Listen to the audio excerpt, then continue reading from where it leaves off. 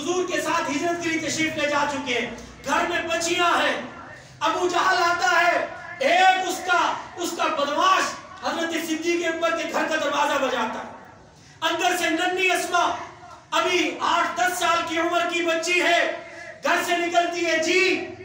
تیرے ابا جی کدھر ہے؟ اسما رضی اللہ عنہ فرماتی ہے آپ صلی اللہ علیہ وسلم کے ساتھ گئے ہیں، حضور علیہ السلام تیرے نبی کدھر ہے؟ وہ اسما 9 سال کی بچی، اٹھائیے تاریخ کو، ابو بکر رضی اللہ عنہ کے چوکھٹ پر دروازے پر کھڑی ہو کر یہ بچی تربیت یافتہ ابو بکر کی ہے اور آگے سے ڈٹ کے کہتی ہے او مکے کے بدماشوں، مجھ سے میرے ابا اور میرے نبی کا پتہ نہیں پوچھ سکتے۔ پتہ تھا حضرت اسما کو کہاں گئے، غار ثور میں جا کر چھپے، پھر مدینے جانا نہیں بتایا۔ یہ 9 سال کی بچی ڈٹ کے کھڑی ہے، تاریخ میں آتا ہے اس بدماش نے دھمکی دی، پیچھے ابو جہل کھڑا ہے، اس کا نام سن کے مکے کے بدماشوں کا پیشاب نکل جاتا تھا، اتنا بڑا بدماش۔ وہ 9 سال کی نازک بچی ہے لیکن اندر ایمان گھر کر چکا تھا، ڈٹ کے کہتی ابو جہل کا باپ بھی آئے، مجھ سے میرے نبی کا پتہ نہیں پوچھ سکتے۔ آخری بات علماء نے جو لکھی،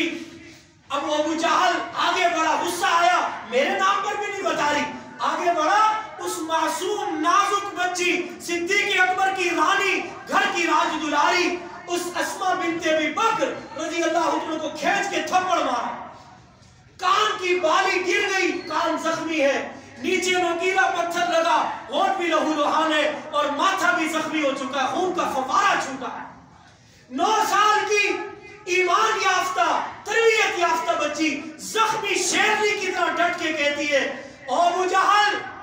میرے جسم کا قیمہ بنا دے، ذرے ذرے سے آواز آئے گی، میرے نبی کا پتہ مجھ سے نہیں پوچھ سکتے۔ یہی اسما ہے، ابو بکر رضی اللہ عنہ نے ڈیوٹی لگائی ہے کھانا دینے کے لیے، ماتھے پر جسم پر پٹیاں کی ہے، لہو لہان جسم کے ساتھ 6000 فٹ کی بلندی پر جبل ثور پہ چڑھی ہے، غار ثور میں حضور کے لیے کھانا لے کر گئی۔ حدیث میں آتا ہے میرے آقا صلی اللہ علیہ وسلم غار ثور میں ہے، اسما رضی اللہ عنہ کھانا لے کر آئی ہے، وہ ننھی معصوم بچی، حضور نے دیکھا پٹیاں بندھی ہوئی ہیں، اسما کیا ہوا؟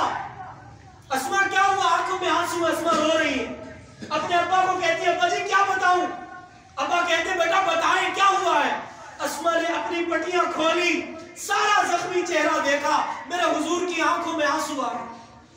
فرمایا یقیناً تجھ سے میرا اور حضرت ابو بکر کا پتہ پوچھتے ہوں گے، تو نے نہیں بتایا، یاد رکھ ابو بکر تیری قربانیوں کی جزا یہ ہے، کل قیامت والے دن تیرا سارا گھرانہ جنت الفردوس میں مجھ محمد کے ساتھ ہوگا صلی اللہ علیہ وسلم۔ میرے عزیزو، یہ واقعہ برائے واقعہ نہیں ہے، یہ ہماری ایمانی